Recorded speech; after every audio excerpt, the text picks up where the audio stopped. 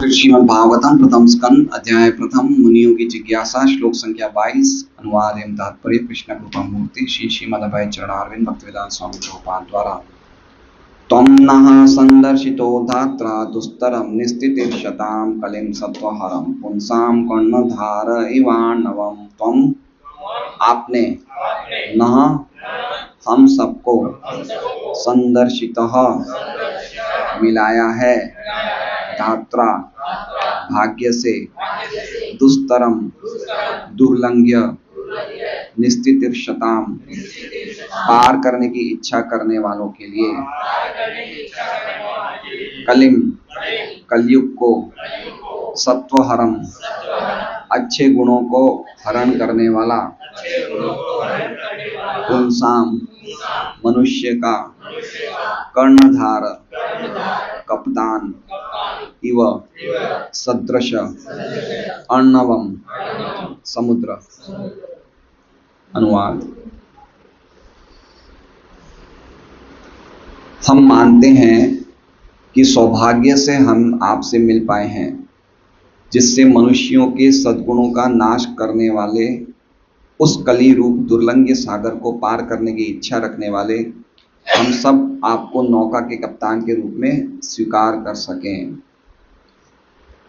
ओम अज्ञानतिमिरान्धस्य ज्ञानाञ्जनशलाकया चक्षुरुन्मीलितं येन तस्मै श्रीगुरुवे नमः। नामश्रेष्ठमनुमपि शचीपुत्रमन्त्रस्वरूपं रूपं तस्याग्रजं उरुपुरीं माधुरीं गोष्ठवाटीं राधाकुण्डं गिरिवरम् औराधिका माधवाशां प्राप्तो यस्य पतितकृपया श्रीगुरुं तं नतोऽस्मि। वन्देऽहं श्रीगुरो श्रीयुतापदकमलं श्रीगुरून् वैष्णवांश्च श्रीरूपं सागरजातं सैगण्डरघुनाथान्वितं तं सजीवं साद्वैतं सावधूतं परिजनसहितं कृष्णचैतन्यदेवं श्रीराधा कृष्णपादान् सैगण्डललिता श्रीविशाखान्वितांश्च गुरु वैष्णव भगवान तीन स्मरणाय विघ्न विनाशनाय स्वयं निजवांछित पूरण। हरे कृष्णा कृष्णा कृष्णा हरे हरे हरे राम राम राम हरे हरे। सभी भक्तों का स्वागत है भागवतम कक्षा में। और भागवत का प्रथम अध्याय प्रथम स्कंद का पूर्ण होने जा रहा है। इसके बाद एक और श्लोक है। भगवान की कृपा से हमें कम से कम एक अध्याय तो कर पाए पूरा एटलीस्ट कम से कम। कब से चालू हुई? जनवरी से चालू हुई क्लास हैं? हाँ, 23वीं क्लास है। चलो हाँ, पहला वाला तो 2-3 क्लास चली थी, 3 क्लास चली थी। तो ठीक है, भगवान की कृपा से हमें शक्ति दे रहे हैं जिससे कि हम एकत्रित हो पा रहे हैं भागवतम कक्षा में और समझ पा रहे हैं कुछ ना कुछ भागवत की बातें। तो पिछले श्लोक में शौनक आदि ऋषि कह रहे हैं, कलिम आगतम आज्ञाय क्षेत्रेस्मिन् वैष्णवे वयम आसीना दीर्घ सत्रेण कथायाम सक्षणा हरे। कि हम देख रहे हैं कि कली आ चुका है। कलिम आगतम आज्ञा, हम जान गए हैं कि कली आ गया है और हम लोग यहाँ पे इस वैष्णव क्षेत्र में नैमिषारण्य में हम लोग सब लंबे समय के लिए यज्ञ के लिए बैठे हैं और अब हमें आप अच्छी तरह से भगवान की कथाएं सुनाइए। हमारे पास पूरा समय है, 100 क्षण हम बोले, सभी क्षण के साथ हम बैठे हैं। हमें आप क्या सुनाइए? भगवान हरि की कथा सुनाइए। तो ये श्लोक था। अब आज के श्लोक में शौनक आदि ऋषि भगवान को धन्यवाद दे रहे हैं और अपने भाग्य की प्रशंसा कर रहे हैं कि हमें आप जैसे गुरु मिल गए। कैसे मिल गए? कौन मिल गए? सूत गोस्वामी गुरु मिल गए उन्हें। तो इस तरह से वो उनका धन्यवाद दे रहे हैं कि बहुत बड़ी कृपा हो गई हम पे भगवान की कि हमें आप मिल गए। तो वो श्लोक का आज का थीम है, लिंक है। तो हम देखते हैं क्या श्लोक है। त्वं नः संदर्शितो धात्रा। त्वं मतलब आपको, नः मतलब हमें, आपको हमें संदर्शितो मतलब दर्शितो मतलब देख रहे हैं, संदर्शितो मतलब हम आपको बहुत अच्छी तरह देख रहे हैं। ऐसा लग रहा है, मानो हम ऐसा मान रहे हैं कि आपको किसने भेजा है? धात्रा। धात्रा मतलब दर्शितो मतलब देख रहे हैं, संदर्शितो मतलब हम आपको बहुत अच्छी तरह देख रहे हैं। ऐसा लग रहा है, मानो हम ऐसा मान रहे हैं कि आपको किसने भेजा है? धात्रा मतलब दर्शितो मतलब हम आपको बहुत अच्छी तरह देख रहे हैं। ऐसा लग रहा है, मानो हम ऐसा मान रहे हैं कि आपको किसने भेजा है? धात्रा मतलब कुछ भगवान की व्यवस्था हुई है, भगवान ने कोई हमारे लिए बड़ी कृपा करी कि हमें हमारे पास आपको भेजा है। ठीक है, क्यों भेजा है? तो कह रहे हैं दुस्तरम निस्तित श्राम। दुस्तरम मतलब ये जो कलयुग है ये ऐसा सागर है, दुस्तरम जिसको पार करना बड़ा मुश्किल है ना, इसको पार करना बड़ा मुश्किल है। लेकिन हम फिर भी निस्तितीर्षताम, हम फिर भी पार करने की बहुत भयंकर इच्छा है हमारे में। हम मान रहे हैं कि ये पार करना मुश्किल है, दुस्तरम है, लेकिन फिर भी हमारी पार करने की इच्छा बहुत है। इसलिए भगवान का धन्यवाद दे रहे हैं कि उन्होंने आपको हमारे पास भेजा है। क्यों? अगर मुझे नहीं भेजते तो काम नहीं चलता। बोले नहीं, क्यों? क्योंकि कलिम सत्व हरम पुंसाम, कलयुग ऐसा ऐसा समय है कि सत्व हरम पुंसाम, पुंसाम मतलब मनुष्यों के, सत्व, सत्व मतलब जो भी उनके अच्छे गुण हैं उनको हरम, हरम मतलब हर लेता है ना। इसलिए हमें उस चीज से बचाने के लिए आप कर्णधार के रूप में आए हैं। कर्णधार मतलब नाविक, है ना, जहाज के कप्तान। और इव, इव मतलब कर्णधार, जैसे, इव मतलब जैसे, और अर्णव मतलब जैसे हम लोग एक जहाज में बैठे हैं समुद्र में, अर्णव मतलब समुद्र, हम एक समुद्र में बैठे हैं और हमारे पास जहाज भी है लेकिन हमें जहाज चलाना नहीं आता। तो अब आप कैसे आए हैं? आप नाविक के रूप में आए हैं। ठीक है, मतलब वो बोलना चाहते हैं कि हमारे पास हम भी आ गए बैठने के लिए, हम बैठे हुए हैं, ये क्षेत्र भी हमने चुन लिया है, हमारे पास कथा भी है, लेकिन बनाने वाला, सुनाने वाला कोई नहीं होगा तो काम नहीं होगा। इसलिए आप भी आ गए, इसलिए हमारा काम बन गया। तो इसमें प्रभुपाद अनुवाद में लिख रहे हैं कली रूप दुर्लंघ्य सागर को पार करने की इच्छा रखने वाले। तो कली का, ये कली को क्या कहा गया है? ये सागर कहा गया है ना। दो प्रकार के सागर हैं, एक है भव सागर। कौन सा सागर है? भव सागर। भव मतलब क्या होता है? भव क्या मतलब होता है पवन देव प्रभु? हाँ, भव मतलब, लेकिन भव का पर्टिकुलरली मीनिंग क्या होता है? होना। भव मतलब जहां जन्म होता है? जगत मतलब भव का अर्थ होता है बनना, जन्म लेना। ये सागर कैसा है? ये भव सागर मतलब यहाँ पे व्यक्ति बार बार जन्म लेता है ना। जन्म लेता है तो जन्म लेगा तो बड़ा भी होगा, बड़ा होगा तो बूढ़ा भी होगा, बीमारियां भी आएगी, फिर क्या होगा? फिर मृत्यु आएगी। ठीक है, फिर क्या होगा?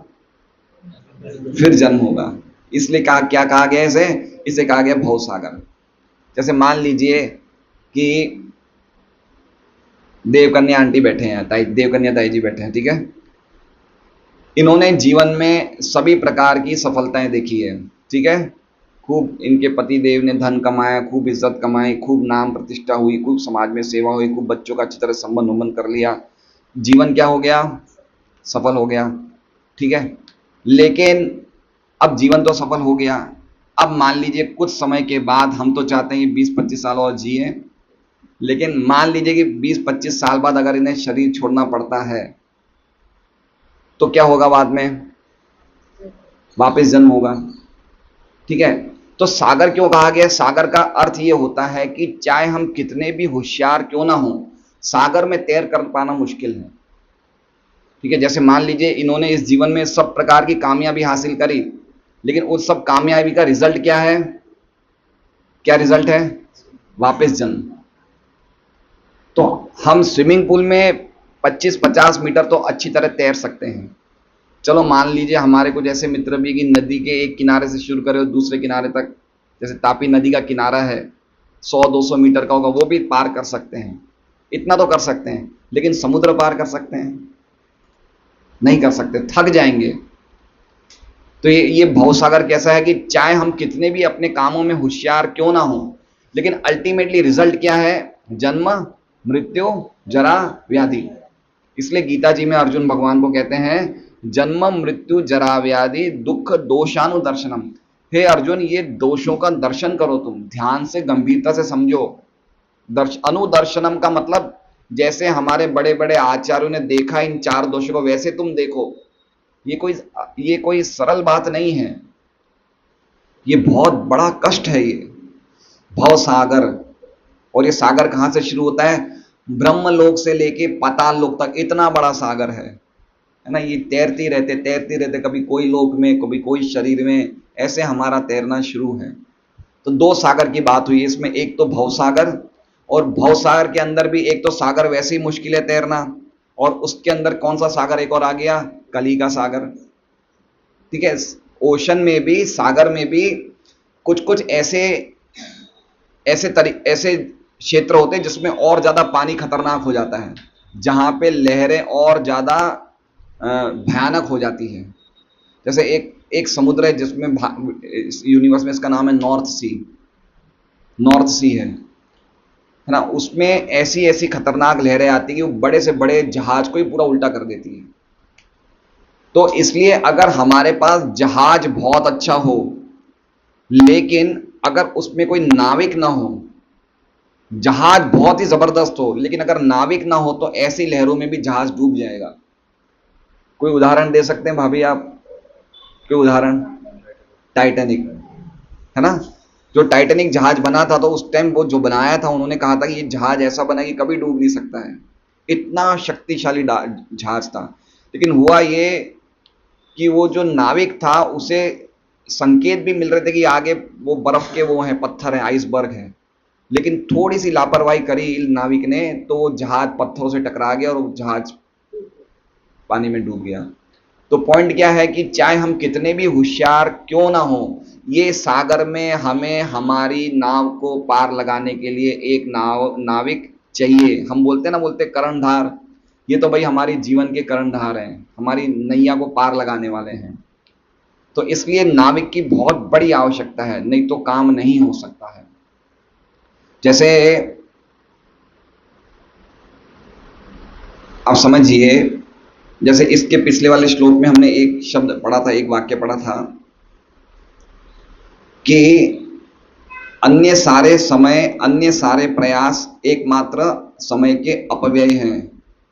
कलयुग में भगवान के नामों के अलावा, भगवान की कथाओं के अलावा अन्य जो भी प्रयास है, वो क्या है? समय के अपव्यय है। अपव्यय मतलब समझ रहे हैं? अब अपव्यय मतलब समय का वेस्टेज है, समय की बर्बादी है। जैसे मान लीजिए, अभी एक उदाहरण है, अभी कौन सा महीना चल रहा है? सावन का महीना चल रहा है। सावन के महीने में हम देखेंगे कि सोमवार के दिन या कोई भी दिन शिव जी को कावड़ चढ़ाने वाले कितने भक्त जाते हैं, शिव जी के अभिषेक होते हैं। तो ये काम गलत है, सही है? काम गलत है, सही है? काम तो सही है। शिव जी की पूजा कर रहे हैं, शिव जी की आराधना कर रहे हैं, शिव जी को जल चढ़ा रहे हैं, तो काम तो सही है। लेकिन ये काम का रिजल्ट क्या है? काम का रिजल्ट क्या है? अगर हम इस प्रकार शिव जी की, पहली बात तो अगर हम इस प्रकार शिव जी की निष्काम भाव से आराधना करेंगे, एक तो हो गया सकाम भाव। जैसे मान लीजिए कि अगर मेरी शादी नहीं हो रही है, मैंने सोचा शिव जी को मैं कर दूं, कुछ तो हो सकता शादी, ये तो हो गया सकाम भाव। तो ये भगवान तो आशुतोष नाम है उनका, तो हो सकता है हमारा जल चढ़ाने से हमारी शादी हो जाए, तो ये हमारा हमारा फल जो हम चाहते थे हो गया। एक कोई निष्काम भाव से शिव जी की पूजा करे, तो उसका क्या फल है? उसका क्या फल है? उसका ये फल है कि आगे जाके वो भगवान के नामों का उच्चारण करने लग जाएगा। हरे कृष्णा कृष्णा कृष्णा हरे हरे, हरे राम राम राम हरे हरे। तो भागवत में क्या विधि बताई जा रही है? जो सभी साधनों में सबसे टॉप मोस्ट है, वो बता रहे हैं। और इसका एक श्लोक है बहुत सुंदर, जिसमें कहा गया अहो बत पचो तो गरियान यद जीवाग्रे वर्तते नाम तुभ्यम। ये देवहूति माँ अपने बेटे कपिल देव, भगवान कपिल देव को बोलती है कि देखो कितने आश्चर्य की बात है कि ये जो चांडाल परिवार में जन्मा व्यक्ति है, ये भी ब्राह्मण से श्रेष्ठ है। क्यों? यत जीवाग्रे वर्तते नाम तुभ्यम, क्योंकि इनके जीव के अग्र हिस्से में आपका नाम लिया जा रहा है। तो इसका अर्थ ये हुआ तेपुस तपस्ते जूहू सस्नुरार्या ब्रह्मानुचुर नाम ग्रंथि ये थे। इसका मतलब ये हुआ कि इस व्यक्ति ने पिछले जीवन में सभी प्रकार की तपस्या सभी प्रकार के तीर्थ नदियों में स्नान, सभी प्रकार के वेदों का पठन, सभी प्रकार के यज्ञ, सब कुछ कर लिया, तो आज इसकी ये स्थिति है कि भगवान के नामों का उच्चारण कर रहा है। तो अगर हम लोग ये महामंत्र का उच्चारण कर रहे हैं, नियमित रूप से भागवत पढ़ रहे हैं, तो इसका मतलब ये हुआ कि हम पिछले जीवन में कावड़ उठा चुके थे। समझ रहे हैं? हम अलग अलग करवा चौथ या जो भी गंगोर के व्रत जो भी हम करते हैं, अपनी परंपराएं, वो सब हम कर चुके थे, इसलिए आज इस स्थिति में आए हैं कि हम यहाँ बैठ पा रहे हैं, भागवत जी का श्रवण कर पा रहे हैं, ये भगवान के नामों का उच्चारण कर पा रहे हैं। जैसे मान लीजिए कि शर्मिला भाभी, शर्मिला माता जी, कोई व्यक्ति बच्चा नर्सरी में पढ़े, तो नर्सरी में पढ़ने का रिजल्ट क्या है? वो फर्स्ट में आएगा, ठीक है। अब वो व्यक्ति बच्चा फर्स्ट में आ जाएगा और वो नर्सरी के बच्चों का खेल खेल देखता है, वो विशेष में देखता है नर्सरी के बच्चे खेल रहे हैं, फिर वो वापस सोचे मैं नर्सरी में चला जाऊं, तो समझदारी नहीं है ना। तो उसी प्रकार से हम जब भगवान के नामों का उच्चारण कर रहे हैं, हम भागवत पढ़ रहे हैं, फिर हम सोचें कि चलो हम साथ में ये कावड़ भी उठा लेते, तो हम अपने समय को, हम या तो इस विधि को समझ नहीं पा रहे हैं, है ना, या फिर हम जो कर रहे हैं उसमें अपराध हो रहा है ना। इसे कहा गया नाम का अपराध नंबर 8, धर्म व्रत त्याग हुतादि सर्व शुभ क्रिया साम्यम अभी प्रमाद। हम एक तरफ तो नाम ले रहे हैं और एक तरफ हम अलग अलग देवताओं की पूजा सामग्री कर रहे हैं, जिससे हमें क्या लगता है वो भी अच्छा कार्य, वो भी करना चाहिए, लेकिन नाम को किसी की बराबरी नहीं कर सकते। भगवान का नाम, जगत के कोई भी पुण्य की बराबरी भगवान के नाम के साथ नहीं कर सकते हैं।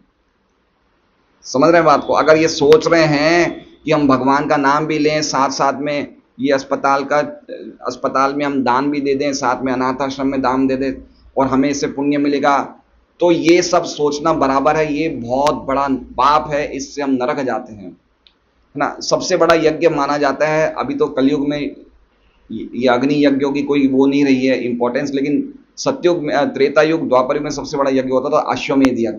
कौन सा यज्ञ होता था? जो भगवान राम ने किया था अपने समय, जिसमें घोड़े को दौड़ाया जाता है, अश्वमेध यज्ञ होता है। तो हमारे शास्त्रों में है कि कोई अगर 1 करोड़ अश्वमेध यज्ञ करता है और वो ये बोलता है कि मैं एक कृष्ण के नाम बराबर हो गया 1 करोड़ यज्ञ, तो वो व्यक्ति पाखंडी है, वो नरक जाने योग्य, उसकी शक्ल देखने योग्य नहीं है। इसलिए हमें जो चीज मिली है वो क्या मिली है? वो इस भौतिक जगत की चीज नहीं मिली है, ये साक्षात आध्यात्मिक जगत से, भगवान के धाम से आ रही है। गोलोकेर प्रेम धन हरि नाम संकीर्तन, गोलोक भगवान के धाम का ये धन है प्रेम रूपी, जो हमें भगवान का प्रेम प्राप्त कराने के लिए है, हरि नाम संकीर्तन। तो पहले तो पूरा क्लियर हो जाना चाहिए कि आज हम भागवत कथा में बैठे हैं, हमें सब कुछ प्राप्त हो गया था, इसलिए आज हम भागवत कथा में बैठ रहे हैं, आज हम नाम ले रहे हैं, तो इसका मतलब हम सब कुछ कर चुके हैं, ये बात क्लियर हो जानी चाहिए। तो इतना करने के बाद फिर आगे क्या प्रोसेस रहता है कि आगे अब हमें एक नाविक चाहिए जीवन में। क्या चाहिए? नाविक चाहिए। इतना होने के बावजूद भी काम नहीं बनेगा अगर हम एक नाविक को नहीं चुनेंगे। देखिए 2 प्रकार के भागवत होते हैं, एक तो होता है भागवत ग्रंथ, ये जो हम पढ़ रहे हैं, और एक होता है भागवत व्यक्ति, यानी कि भगवान का भक्त। दोनों में श्रेष्ठ कौन है? दोनों श्रेष्ठ हैं, दोनों श्रेष्ठ हैं। भागवत ग्रंथ भी श्रेष्ठ है और भागवत व्यक्ति भी श्रेष्ठ है, लेकिन दोनों बराबर है, सही बात है, लेकिन दोनों में से भी एक थोड़ा सा ऊंचा कौन है? थोड़ा सा है, हाँ, सुनने वाला तो चाहिए, लेकिन दोनों चाहिए, लेकिन भागवत भक्त में, भागवत व्यक्ति में और भागवत ग्रंथ दोनों ही बराबर है, लेकिन फिर भी थोड़ा सा हमारे लिए लाभदायी ज्यादा कौन है? भक्त भागवत। क्यों? इसलिए कि ग्रंथ में हम पढ़ेंगे तो समझ में आए नहीं आए, हो सकता है जो चीजें लिखी हो वो हम पालन करें या नहीं करें, लेकिन भागवत भक्त क्या करेगा? हमारे कान खींचेगा, चलो भाई करो, आज 16 माला करी नहीं करी। तो इसलिए भागवत ग्रंथ के साथ साथ हमें एक भागवत भक्त की भी आवश्यकता है। तो वही बात इसमें कह रहे हैं, यद्यपि ये शौनक आदि ऋषि बड़े बड़े ये ऋषि थे, ये कोई सामान्य व्यक्ति नहीं थे, 88,000 ये थे, ये बड़े वेदज्ञ थे, वेदों को जानने वाले थे, ये वेदों के प्रकांड विद्वान थे, लेकिन फिर भी इनको जरूरत महसूस हुई कि हमें एक गुरु की आवश्यकता है ना। ये भौतिक जगत में चाहे कोई कितना ही बड़ा आध्यात्मिक दृष्टि से बड़ा व्यक्ति क्यों ना हो जाए, लेकिन भौतिक जगत में जब तक है, हमें जब तक ये पंचभूत वाला स्थूल शरीर, भौतिक शरीर मिलता है, हम सबको एक प्रामाणिक गुरु की आवश्यकता होती है। अगर ऐसा नहीं होता तो भगवान राम आए, भगवान कृष्ण आए, चैतन्य महाप्रभु, इन्होंने क्यों गुरु स्वीकार किए? ये तो स्वयं भगवान है, इनको तो गुरु की आवश्यकता ही नहीं है। लेकिन ये एक उदाहरण रखना चाहते हैं मनुष्य समाज के सामने कि हम सबको इस भव सागर से निकलने के लिए, पर्टिकुलरली कली के सागर से निकलने, कली की इतनी लहरें खतरनाक हैं, इतनी लहरें खतरनाक है कि हम तो बिना एक प्रॉपर नाविक के हम तो सीधे के सीधे डूब जाएंगे। तो ये श्लोक का अर्थ है। तो आप सब समझ गए हैं, हमें आज आप मिले हैं, ये भगवान की बहुत बड़ी कृपा है। धात्रा मतलब भाग्य हो गया, और एक धात्रा का अर्थ हो गया भगवान की व्यवस्था है कि आज हम आपको देख पा रहे हैं, हम आपसे मिले हैं। और हम लोग बहुत बड़ी इच्छा रखते हैं कि कली के इस दुर्लंघे सागर को पार करने की, और वो आपके बिना नहीं हो सकता, क्योंकि आप नाविक हैं, हमारे नाव के कर्णधार है। और अगर आप नहीं होंगे तो कली हमारे सभी सत्वों को हर लेगा, मनुष्यों के सभी अच्छे गुणों को कली हर लेता है। एक बहुत अच्छा श्लोक है 12वें स्कंद का भागवत का, जिसमें बता रहे हैं कि 7 चीजें हमारी डे बाय डे खत्म हो रही है। पिछले हफ्ते में हमने किया था ये, ततश्चानुदिनम धर्मम सत्यम शौचम क्षमादया कालेना बलिना राजन नंक्ष्यति आयुर बलम स्मृति। आयु, बल, स्मृति और क्या कहते हैं, क्षमा, दया, धर्म, सत्य, सब कुछ दिन पर दिन कम हो रहा है। तो ये श्लोक का अर्थ है। हम एक आचार्य की टीका पढ़ते हैं, बाल प्रबोधिनी टीका है, बहुत अच्छा इन्होंने बताया है। इन्होंने बताया है कि इस सत्र में वक्ता रूप सामग्री की न्यूनता भी भगवान की कृपा से संपादित हो गई। इसको इस श्लोक से कह रहे हैं, ठीक है। कह रहे हैं वक्ता रूप सामग्री, जैसे मान लीजिए हमें गाजर का हलवा बनाना है, तो गाजर के हलवे के लिए हमें क्या क्या सामग्री चाहिए? कीर्ति काई काई चाहिए जय बता।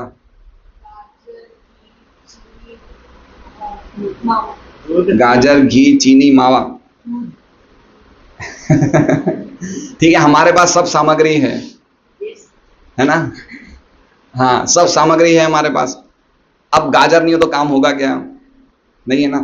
तो इसमें कहना चाहते हैं आचार्य, ये शौनक आदि ऋषियों के पास सब सामग्री थी, ठीक है। इनके पास क्षेत्र भी था, ग्रंथ भी थे, और क्या कहते हैं, खुद सुनने वाले भी थे, सब कुछ था।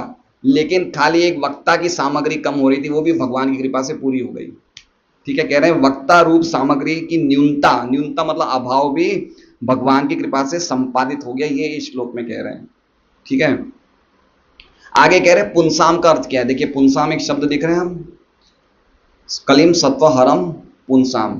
पुंसाम का अर्थ होता है जो व्यक्ति भगवत विमुख है और जो विषयाविष्ट चित्त वाला है। विषयाविष्ट, विषयाविष्ट मतलब जिसका चित्त हमेशा विषयों में लगा रहता है, ठीक है। जैसे मान लीजिए कोई चीज बहुत अच्छी स्पर्श करने वाली तो उसका मन करेगा स्पर्श करूं, कोई चीज बहुत देखने वाली उसका मन करे देखूं, कोई चीज बहुत ही स्वादिष्ट होगी मन करेगा चखूं, कुछ बहुत सुंदर संगीत चल रहा है वो सुनना है। तो जो व्यक्ति इंद्रियों को हमेशा इंद्रिय विषयों में लगाया जाता है उसे कहते हैं विषयाविष्ट।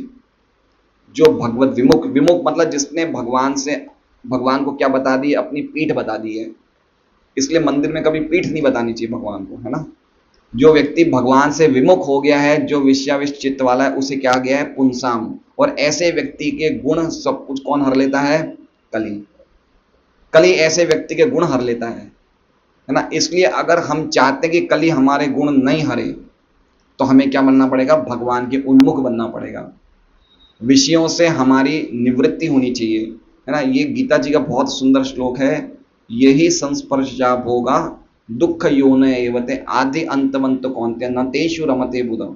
कि इंद्रिया प्लस इंद्रिय विषयों का जो संयोग होता है उससे दुखी होता है, दुखों का कारण है। इसलिए क्या करना चाहिए हमें? कलयुग हमारे गुणों को नष्ट न करें, इसलिए हमें जो हमारी इंद्रियां हैं वो क्या करना चाहिए? उन्हें भगवान की सेवा में लगा देनी चाहिए। जीवा है, जीवा से क्या सेवा कर सकते हैं हम? पद्ममुखी माता जी क्या सेवा कर सकते हैं? भगवान का नामों का उच्चारण कर सकते हैं। हरे कृष्णा कृष्णा कृष्णा हरे हरे, हरे राम राम राम हरे हरे। जीवा से एक और काम क्या कर सकते हैं? भगवान के प्रसाद का आस्वादन कर सकते हैं। तो जीवा सबसे खतरनाक है। लोभो मय सुदुर्मुति, है ना, तार मध्य जीवाति। हमारे शरीर में सबसे खतरनाक इंद्रिय कौन सी है? इसको कुछ ना कुछ बोलने के लिए चाहिए।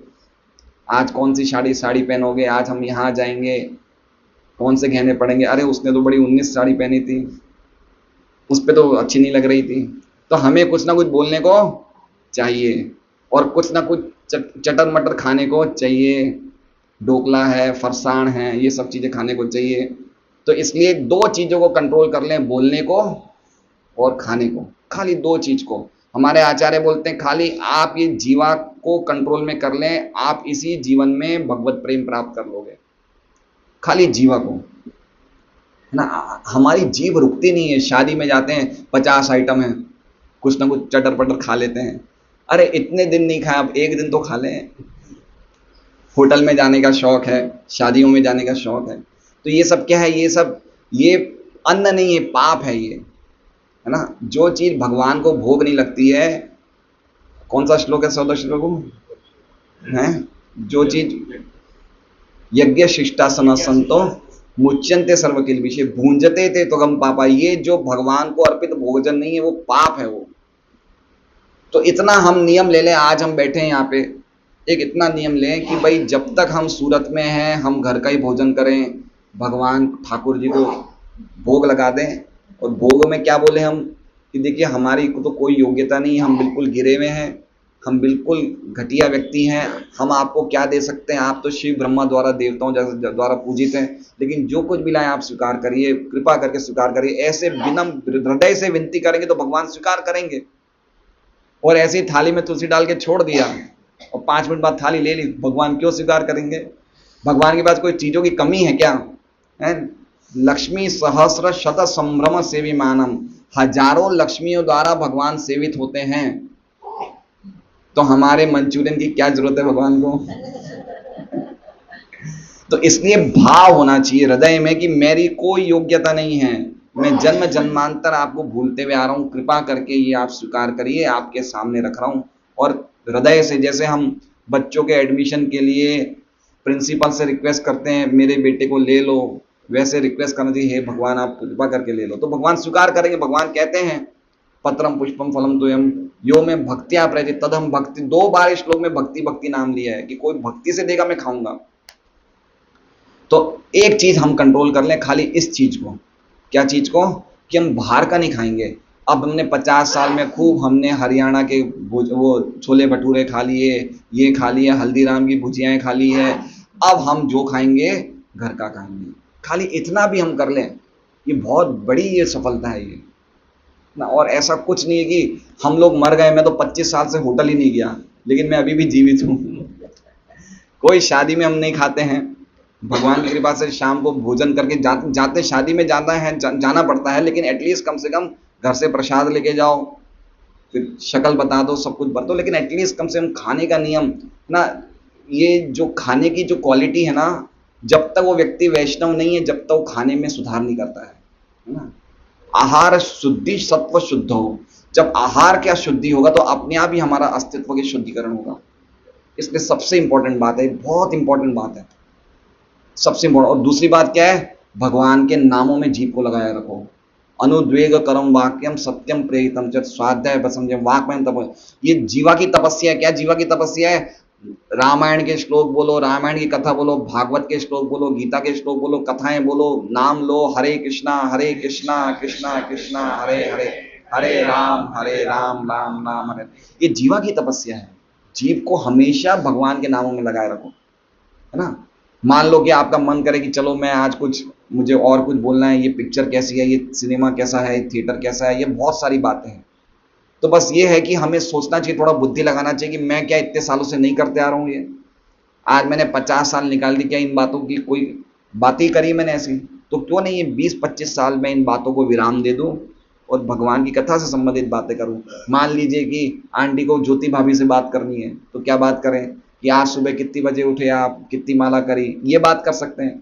तो बातों की क्वालिटी बदलनी है, बातें बंद नहीं करनी है, मौन नहीं रखना है, खाली बातों की क्वालिटी बदल देनी है बातें खूब करो, सुनो खूब, खूब खाओ, लेकिन क्वालिटी बदलने से क्या होता है, हमारी इंद्रियां शुद्ध हो जाती है। ऐसे ही देखने से भगवान के दर्शन करो, तीर्थ यात्रा में जाओ, इतने सुंदर सुंदर लोग क्यों जाते हैं फॉरेन, मुझे समझ में नहीं आता है। अगर हम देखा जाए तो अगर हम पूरा जीवन भी इस्तेमाल कर ले तो भी खाली भारत के तीर्थ पूरे नहीं हो सकते। इतने तीर्थ हैं, इतने सुंदर सुंदर मंदिर हैं। अभी हम तिरुपति में गए तो एक तिरुपति में पहली बार गए, एक मंदिर है, यशोदा माता का मंदिर है। माँ यशोदा के अवतार हुए जो भगवान, ये वेंकटेश भगवान की माता बनी, उनका नाम है वालुका माता। पहाड़ी पे मंदिर है, इतना सुंदर मंदिर है, हम तो पहली बार हमें पता चला। वालुका माता मंदिर फेमस है मंदिर वहां पे। तो कहने का मतलब ये कि इतने मंदिर हैं, इतने तीर्थ स्थान हैं, इतनी पवित्र नदियां हैं, तो जाओ, भगवान ने पैर दिए हैं, आंख दिए हैं, जाओ दर्शन करो। तो इस प्रकार से इंद्रियों को जब हम भगवान की सेवा में लगाएंगे, इंद्रियां क्या हो जाएगी, शुद्ध हो जाएगी, हम भगवान के जो विमुख थे वो उन्मुख हो जाएंगे। तो कली हमारी हमारे सत्व को नहीं हरेगा, हमारे अच्छे गुणों को नहीं हरेगा। आगे बता रहे हैं दुस्तर का अर्थ क्या है। दुस्तर का अर्थ देख रहे हैं, दुस्तर कहां लिखा है, दुस्तरम। दुस्तर का अर्थ बता रहे हैं कि बिना भगवत भजन के सहस्त्र उपायों के द्वारा भी विजय प्राप्त कर पाना संभव है ना। आप हजारों उपाय कर लो, जैसे मैंने आपको ये कावड़ जी का बताया, ये शिव जी का ये कावड़ उठाने का, ऐसे आप हजारों उपाय कर लो, है ना। तीज के व्रत कर लो, चौथ के व्रत कर लो, कुछ भी कर लो आप, चाहे कितनी बार आप कहीं भी आप कुछ भी कर लो, कोई भी आप चले जाओ, कोई मंदिर चले जाओ, हनुमान जी के मंदिर चले जाओ, हजारों बार कोई भी उपाय कर लो, लेकिन आप भजन नहीं करो। बिना भगवत भजन के हजारों उपाय सब कोई काम के नहीं, आप ये समुद्र नहीं पार कर सकते। ये कली का जो समुद्र है खतरनाक, ये लहरों वाला पार नहीं कर सकते। इसलिए कहा जा रहा है कली का ये समुद्र बहुत दुस्तर है, पार करना बिना भगवत भजन के पार नहीं हो सकता है। आगे कह रहे हैं निश्चित शताम का अर्थ बता रहे हैं, इसको पार करने की इच्छा हमारी थी, इसलिए आप जैसे भगवत भक्त से कथा श्रवण के द्वारा इसको पार कराने वाला धात्रा के रूप में भगवान जो अंतर्यामी है उन्होंने आपको भेजा है संदर्शितो। ये अन्वय है, ये अर्थ है, मतलब हमारी इच्छा थी पार करने की। क्या थी हमारी इच्छा थी पार करने की। भगवान कैसे हैं, अंतर्यामी हैं, परमात्मा है, तो भगवान ने हमारी इच्छा जान ली और इसलिए हमारे पास आपको भेज दिया है। इसलिए कह रहे संदर्शितो, संदर्शितो मतलब हमारा आपसे मिलना हो पाया भगवान की कृपा से, क्योंकि हमारी इच्छा थी। तो पर्टिकुलरली साधक की इच्छा होनी चाहिए भगवत प्राप्ति की, तो ही भगवान आपको गुरु के पास बुलाएंगे। ठीक है, अभी आपकी इच्छा है कि भाई मुझे धोखा चाहिए, तो आपके पास कौन भेज देंगे, निराशाराम भेज देंगे, खूब धोखा खाओ भाई। समझ रहे हैं। अभी भी ऐसे बहुत सारे निराशाराम जी के अनुयायी हैं जो उनको जेल में भी पूछते हैं, हम निराशाराम बोलते हैं। समझ रहे हैं बात को। अभी भी कहते हैं ये तो बापू की लीलाएं हैं, जैसे भगवान जेल में थे। तो कहने का अर्थ क्या है कि अगर हमारी वास्तव में इच्छा है भगवत प्रेम प्राप्त करने की, तो भगवान हमें किसके पास ले जाएंगे, एक बिल्कुल अच्छे गुरु के पास ले जाएंगे। और अगर हमें खुद ही धोखा खाने की इच्छा है तो यहाँ होलसेल में धोखेबाज हैं, है ना। तथाकथित ऐसे बहुत सारे नाविक हैं जो हमें हमारी नाव के लिए पार करना है, लेकिन हमें और ज्यादा समुद्र में डुबा देंगे, है ना। समुद्र में वो होता है, क्या कहते हैं उसे, भंवर होता है। वो भंवर में कोई चला गया तो फिर वो निकल ही नहीं सकता है। तो ऐसे होलसेल में यहाँ पे कि हमें लग रहा है ये नाविक है, लेकिन सच्चे नाविक नहीं है। इसलिए पॉइंट क्या है कि हमारी वास्तव में इच्छा थी, इसलिए भगवान ने अंतर्यामी रूप में आपको हमारे पास भेजा है। अब कह रहे हैं कि कली इतना दुस्तर क्यों है, कली इतना दुस्तर क्यों है, तो उसका अर्थ बता रहे हैं क्योंकि ये सभी प्रकार के सत्व को हर लेता है। सत्व का अर्थ बता रहे हैं कि हमारे में कुछ दोष हैं, जैसे काम, क्रोध, लोभ, मोह, मद, मात्सर्य। अब हमारे कुछ गुण भी हैं, जैसे एक गुण है विवेक, एक गुण है धैर्य। अगर हम विवेक और धैर्य का आदि गुणों का, अच्छे गुणों का हम पालन करें, अनुशीलन करें, तो ये 6 विकारों को भी हम खत्म कर सकते हैं। किसको, काम, क्रोध, लोभ को भी खत्म कर सकते हैं अगर हमारे में विवेक हो। विवेक का मतलब समझ रहे हैं, विवेक का मतलब बुरी चीज से अच्छी चीज को अलग कर देना, है ना। उसे बोलते हैं डिस्क्रिमिनेशन। जैसे मान लीजिए एक हंस होता है, हंस एक पक्षी होता है, उसमें अगर पानी में दूध मिला के दे दो तो दूध से पानी को अलग कर देगा, इसे कहते हैं विवेक। विवेक बुद्धि मतलब क्या करना चाहिए, क्या नहीं करना चाहिए। और धैर्य, धैर्य मतलब हमें धैर्य होना चाहिए, है ना। ऐसा नहीं समझना चाहिए कि भाई मैं तो 10 साल से महामंत्र का जप कर रहा हूं, अभी क्यों नहीं फल मिल रहा है। तो दोनों गुण होने चाहिए कोई भी साधक में। तो ये गुण होने से जो ये दोष हैं, काम क्रोध लोभ, भी खत्म हो जाते हैं। लेकिन कली इतना खतरनाक है कि ये गुणों को ही खत्म कर देता है। कौन से गुणों को? विवेक को और धैर्य को ही, व्यक्ति के विवेक और धैर्य का ही नाश कर देता है। इतना खतरनाक है, इसलिए कहा गया है दुस्तरम। इसको पार करना बड़ा मुश्किल है। और आगे कह रहे हैं कर्णधार। कर्णधार मतलब दुस्तर समुद्र को पार करने के लिए यद्यपि हम कितने भी होशियार हैं, हमारी खुद की योग्यता काम नहीं करेगी, इसलिए आपको भेजा है जिससे कि हमें आप पार लगा सको। एक बहुत सुंदर श्लोक भी है भागवत में। ये श्लोक भगवान उद्धव जी को बोलते हैं। वो ये बोलते हैं, मृदेह आद्यम सुलभम सुदुर्लभम प्लवम सुकल्पम गुरु कर्णधारम मयानुकूलेन नभस्वते ऋतम पुमान भवाब्दिम न तरेत सह आत्मा। इसका अर्थ क्या है?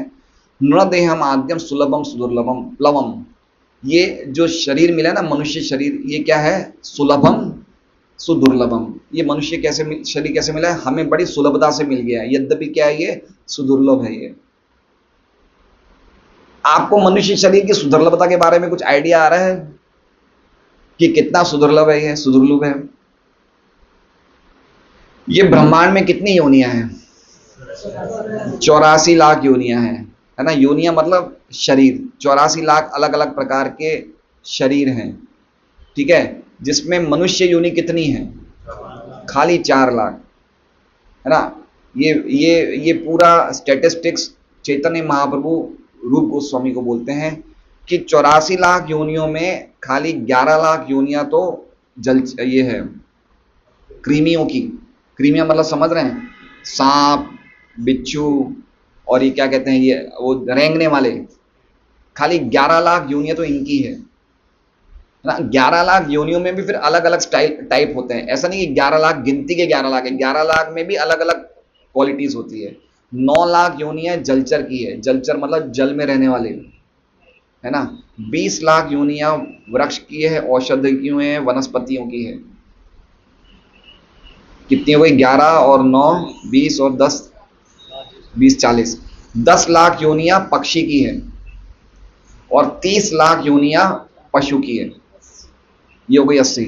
इसके बाद 4 लाख योनियां मनुष्यों की है। मनुष्यों में भी ज्यादातर जो 4 लाख योनि वाले हैं वो सब कैसे असभ्य लोग हैं, जो कहीं ना कहीं पिछड़ी जाति के जंगलों में रहते हैं, भील है, इस प्रकार के लोग हैं।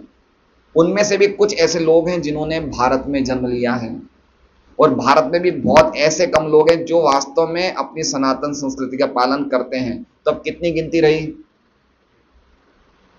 है ना। बहुत अल्प, बहुत छोटी सी गिनती है जो वास्तव में सभ्य मनुष्य हैं। वो तो बहुत छोटे हैं, पूरी वैरायटी इतनी सारे लोगों की। अब बताइए, अगर हमने कुछ भी चूक कर दी तो इनमें से कोई भी दूसरी वैरायटी मिल गई तो हम किसके पास जाएंगे कि हमें ये वैरायटी नहीं चाहिए।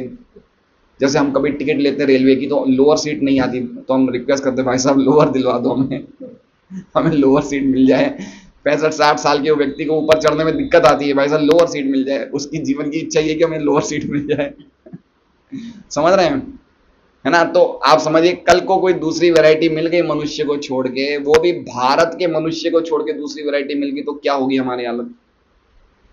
इसलिए कह रहे हैं मनुष्य, भगवान कह रहे हैं ये मनुष्य जो शरीर मिला है ये एक नाव की तरह, प्लवम, है ना, नाव की तरह, और ये बड़ी दुर्लभता से मिलता है। और गुरु कर्णधारम, और गुरु कौन है? इस नाव को चलाने वाला कर्णधार नाविक है। मयानुकूलेन नभस्वते, और जो मैंने अपना संदेश दिया गीता भागवत में, वो अनुकूल हवाएं हैं जो नाव को अच्छी तरह से समुद्र में ले जाता है। और पुमान भवाब्धिम न तरेत स आत्मा, और ये सब प्राप्त करने के बाद भी कोई व्यक्ति भव अब्धिम, ये भव सागर को पार नहीं करता है। वो क्या करता है? वो आत्महा, वो सुसाइड कर रहा है, वो आत्महत्या कर रहा है। तो अभी हमें क्या क्या चीजें मिली बताइए। हमें मनुष्य शरीर मिला है, अच्छी नाव मिली है ना, भगवान का संदेश मिल रहा है, मिल रहा है नहीं मिल रहा है। अब हमें क्या चाहिए? हमें एक अच्छा नाविक चाहिए। ठीक है, हमें अच्छा नाविक चाहिए जो हमारी नाव को ले जाए। नदी में नाव को चलाना और समुद्र में नाव को चलाना बहुत अंतर है ना। हम कभी कभी हम ऋषिकेश जाते हैं तो ऋषिकेश मुनि की रेती से कभी कभी वहां तक नाव के लिए हमें जाना पड़ता है, तो हम उसके लिए भी हमें एक अच्छा नाविक चाहिए। बिना नाव के नाविक कैसे चलाएंगे? तो समुद्र है भाई, कोई सामान्य चीज नहीं है, और वो भी बीच में कली का समुद्र है। ऐसी भयंकर ये आ रही लहरें आ रही है, वो हमारे अच्छे गुणों को ही खत्म कर देती है, तो कैसे तैर पाएंगे? इसलिए बहुत इंपॉर्टेंट है कि हम हर एक व्यक्ति को एक प्रामाणिक गुरु होना चाहिए उसके जीवन में, है ना। ये कौन से ग्रंथ में आएगी? अगर मनुष्य जीवन प्राप्त करने के बाद भी अगर हमें प्रामाणिक गुरु नहीं मिलते तो पूरी संभावना है कि हमें अगला जीवन पशु योनि प्राप्त होगी, पूरी संभावना है। इसलिए एक प्रामाणिक गुरु हमारे जीवन में होना चाहिए, हमारे जीवन रूपी नैया को पार करा दे, हमें भवसागर से पार करा दे। ठीक है, अब हम तात्पर्य पढ़ते हैं प्रभुपाद का। तात्पर्य, कलयुग मानव जाति के लिए अत्यंत खतरनाक है। क्या है ये?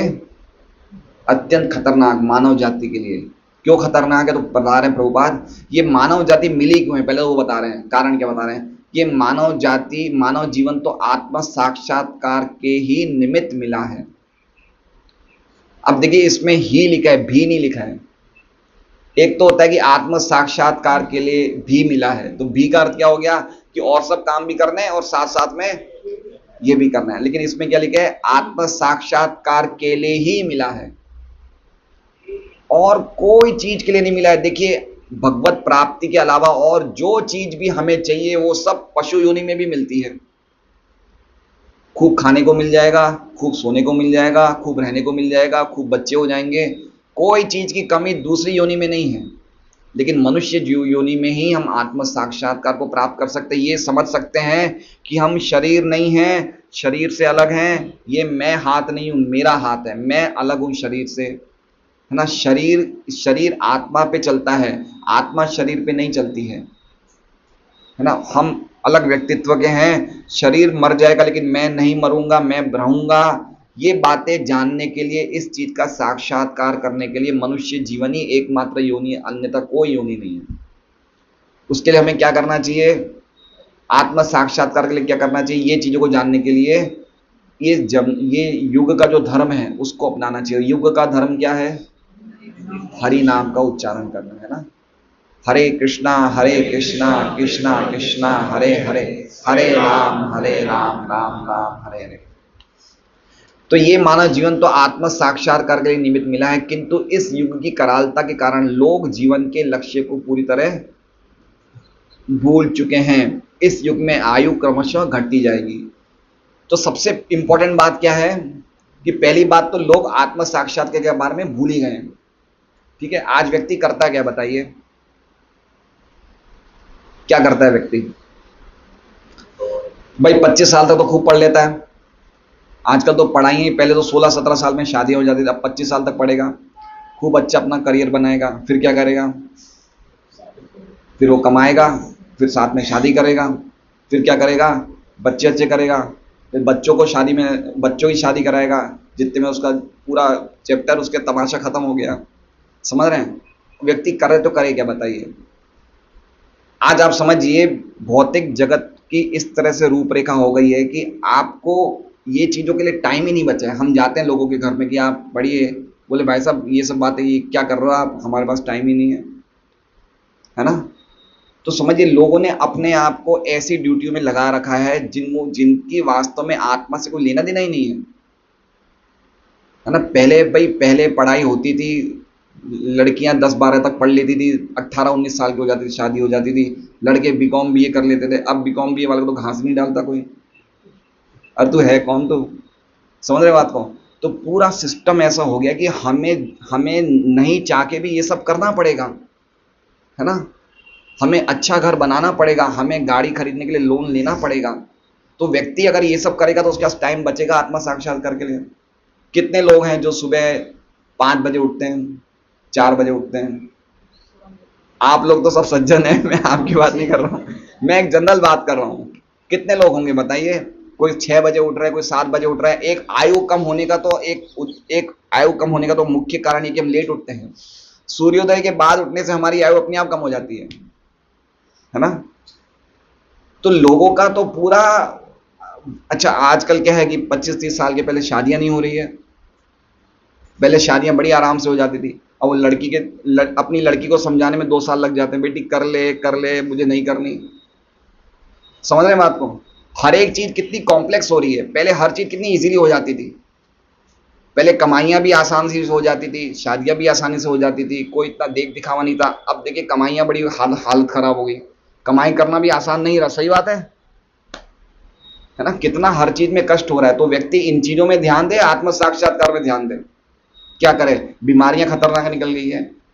और डॉक्टर के पास जो तो ऐसे चेहरा लटक जाए, डॉक्टरों के बिल देख के चेहरा लटक जाए, है ना व्यक्ति। अच्छा अब कोई कहे भाई साहब मैं ये पढ़ूं या मैं सुबह सुबह वॉकिंग करूं, मेरी तबीयत का भी तो ध्यान रखना है मुझे। अब क्या जवाब दिया जाए? बोले मैं 1 घंटा जॉगिंग करूं या पढ़ूं। अगर मैं जॉगिंग नहीं करूंगा, ये पढ़ूंगा तो मेरे तबीयत का, तो उनकी भी बात भी सही है, वो भी कैसे गलत है। तो ये बता रहे हैं कि कलयुग में सब कुछ चीजें इतनी खतरनाक हो गई है कि कोई व्यक्ति का कैसे मन लगेगा, है ना, कैसे मन लगेगा। और पर्टिकुलरली उम्र कम है। प्रहलाद महाराज अपने दोस्तों को बोलते हैं, आओ दोस्तों मेरे पास बैठो। बोले बताओ प्रहलाद क्या सुनाना है। बोले मैं एक बात बताता हूं। बोले बताओ। बोले व्यक्ति की 100 साल की उम्र है। अभी कलयुग में कितनी रह गई? ऑन एन एवरेज 75 मान लो। ठीक है, 75 80 अच्छी है, 80 मान लो। 80 में शुरू के 25 साल किस में चले जाते हैं? खेल कूद पढ़ाई में। ठीक है, आखिरी 20-25 आखिरी 15 साल समझ लो किस में चले गए? बुढ़ापे के दुख दर्द में। 25 और 15 40 चले गए। अब कितने बचे? 40 साल बचे।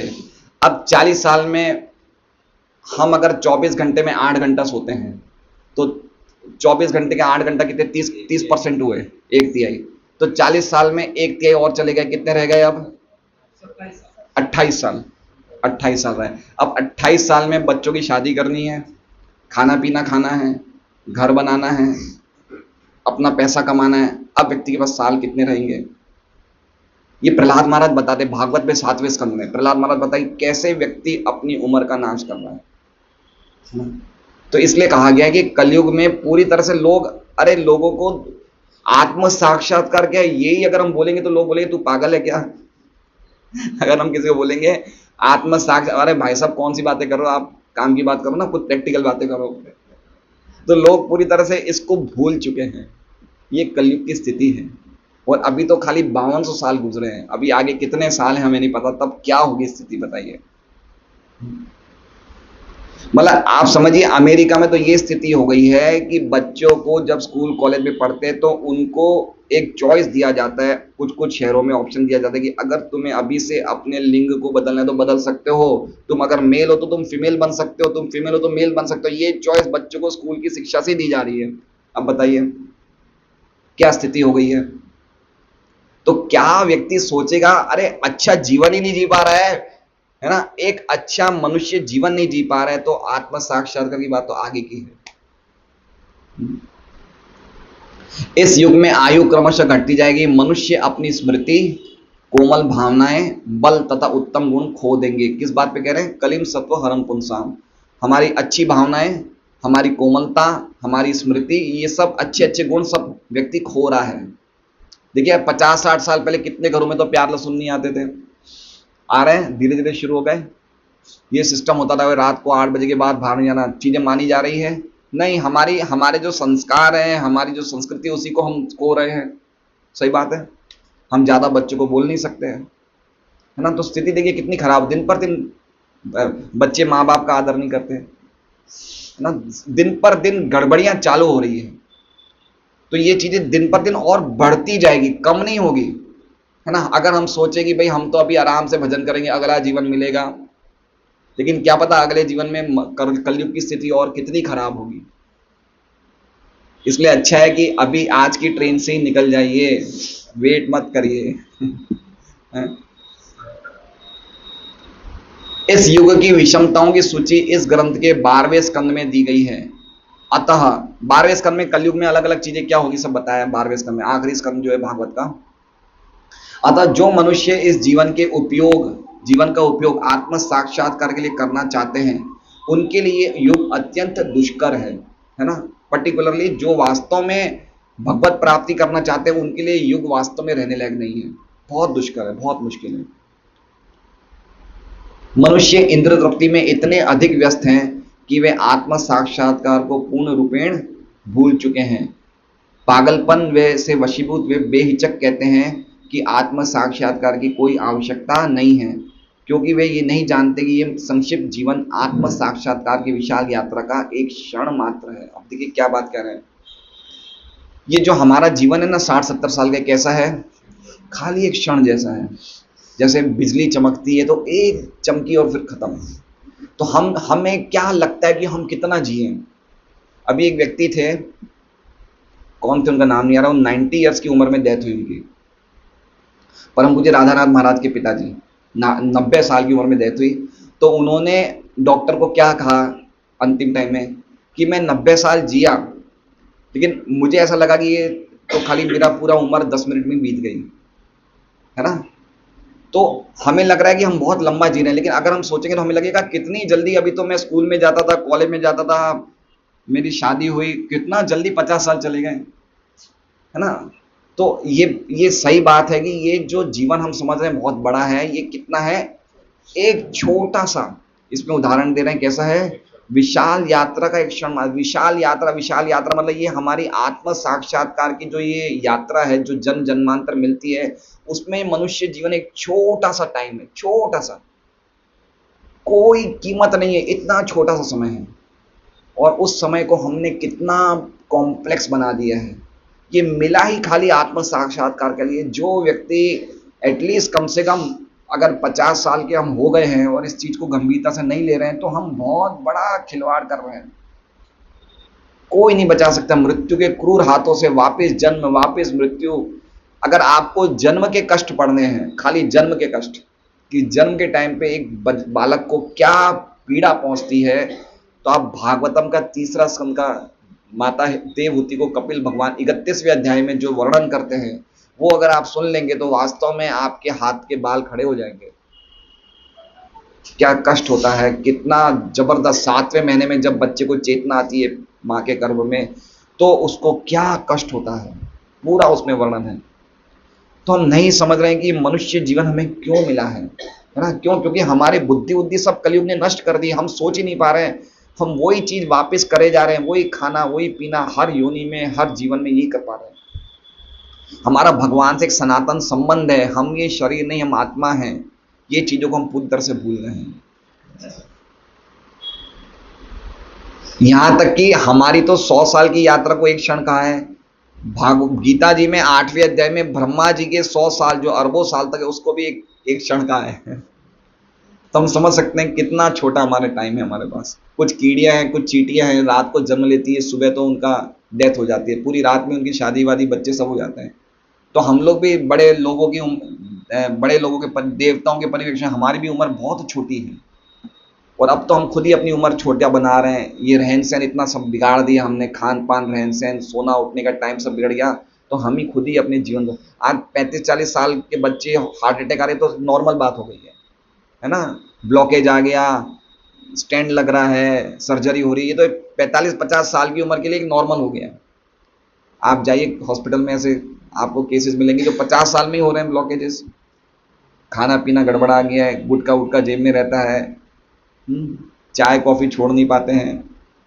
तो कैसे हमारा, समझिए बात को, हम लोग कैसे समझें इस बात को कि हमारी बुद्धि तो कलयुग ने हर ली है, तो हम सोच ही नहीं पा रहे हैं। बुद्धि हर ली है कलयुग ने, तो हम सोच नहीं पा रहे कि आत्म साक्षात्कार नाम की भी कोई चीज होती है, नहीं होती है। समूची शिक्षा पद्धति इंद्र तृप्ति की ओर उन्मुख है, और यदि कोई विद्वान इस पर थोड़ा भी सोचे तो देखेगा कि इस युग के सभी बच्चों को जानबूझकर तथाकथित शिक्षा रूपी वधशालाओं में भेजा जा रहा है। प्रभुपाद के स्टेटमेंट देखिए क्या कह रहे हैं कि जो हम आज अपने स्कूलों को शिक्षा, बच्चों को स्कूल और कॉलेजों में शिक्षा दे रहे हैं, ये क्या है, ये वधशाला है। इंग्लिश में क्या कहा है, स्लॉटर हाउस। क्या कहा है कि यहाँ पे बच्चों का कत्ल हो रहा है। हम क्या भेज रहे हैं, हम भेज रहे हैं जीडी गोयनका। कितनी साल की फीस है, 2.5-3 लाख तो होगी, 5 लाख है। हम सबसे ऊंची स्कूल में भेज रहे हैं, लेकिन स्कूलों में क्या मारा जा रहा है? हमारे बच्चों को मारा जा रहा है। मारा जा रहा है मतलब समझ रहे हैं? उनकी जो आध्यात्मिक चेतना है, जो उनको एक भगवान के बारे में जिज्ञासा होनी चाहिए, वो पूरी तरह खत्म कर दी जाती है स्कूल में, है ना।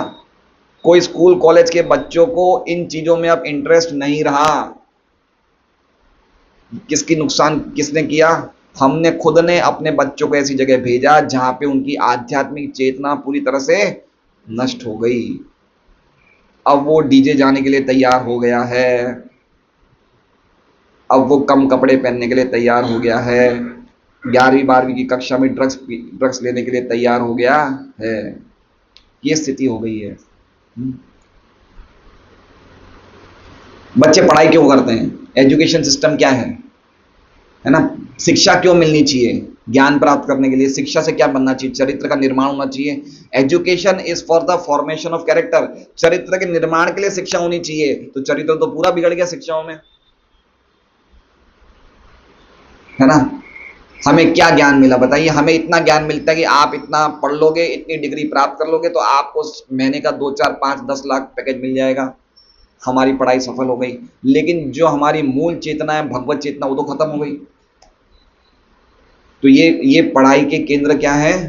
ये वधशाला है। इसलिए अच्छा है कि हम लोग ऐसे स्कूलों में भेज रहे हैं तो कम से कम अपने बच्चों को तो घर में शिक्षा दें कि बेटा कुछ नाम ले लिया करो, कुछ माला कर लिया करो, कुछ भागवत गीता आदि पढ़ लिया करो, कुछ भजन बोल लिया करो, बहुत जरूरी है। फिर तो आगे क्या स्थिति होगी समझ में नहीं आ रही मुझे। अतएव विद्वान पुरुष को इस युग के प्रति सचेष्ट रहना है, और यदि वे इस भयंकर कलयुग रूपी समुद्र को पार करना चाहते हैं तो उन्हें नैमिषारण्य के ऋषियों के पद चिन्हों का अनुसरण करना चाहिए। क्या है पद चिन्हों का अनुसरण कैसे करना चाहिए? हमें भी एक प्रामाणिक नाविक को अपने जीवन में स्वीकार करना चाहिए, है ना। और श्रील सूत गोस्वामी या उनके प्रामाणिक प्रतिनिधि को नाव के कर्णधार के रूप में स्वीकार करना चाहिए। ये नाव क्या है? श्रीमद् भागवतम या श्रीमद् भगवद गीता के रूप में भगवान श्री कृष्ण का संदेश है। नाव क्या है? नाव भागवत कथा है, गीता का संदेश है। और नाविक कौन है? जो उन कथाओं को समझाने वाला है, जो उन कथाओं के द्वारा हमें मार्गदर्शन देने वाला है। तो नाव हमारे पास है, लेकिन साथ में हमें क्या चाहिए? नाविक चाहिए। हरे कृष्णा। श्रीमद् भागवतम की जय।